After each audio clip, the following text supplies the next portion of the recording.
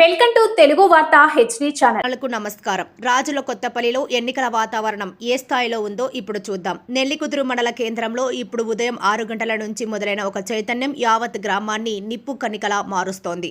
ఆ చైతన్యానికి కేంద్ర బిందువు కాంగ్రెస్ పార్టీ బలపరిచిన సర్పంచ్ అభ్యర్థి కొండ దామోదర్ రెడ్డి ప్రచారం. ఉదయం 6 గంటలకే గ్రామంలో మొదలైన ఈ ప్రచారం కేవలం మాటలకే పరిమితం కాలేదు. అది అక్షరాల ఒక జన జాతర. అభిమానులు, గ్రామ ప్రజలు ఆయనకు పూలవర్షంతో స్వాగతం పలికారు. కాంగ్రెస్ జెండాల రెపరెపలతో గ్రామమంతా నిండు ఉత్సాహంలో మునిగింది. దామోదర్ రెడ్డి ప్రతి ఇంటి గడప వద్దకు వెళ్లి సమస్యలు విని భరోసా ఇచ్చారు.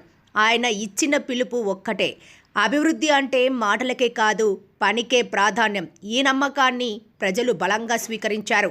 ముఖ్యంగా దామోదర్ రెడ్డి గారు మాట్లాడుతూ, గ్రామ అభివృద్ధి మా లక్ష్యం.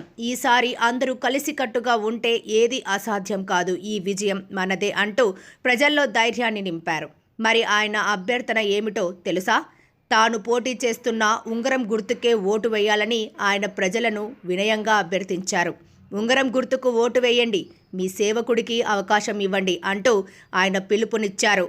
గ్రామంలో రాజకీయ ఊపును అమాంతం పెంచింది. గ్రామ పెద్దలు, మహిళలు, యువత అన్ని వర్గాల నుంచి వస్తున్న ఈ ఆదరణ చూస్తుంటే రాజుల కొత్తపల్లిలో ఈసారి ఉంగరం గుర్తుతో విజయం దామోదర్ రెడ్డిని వరించడం ఖాయమని స్పష్టమవుతోంది.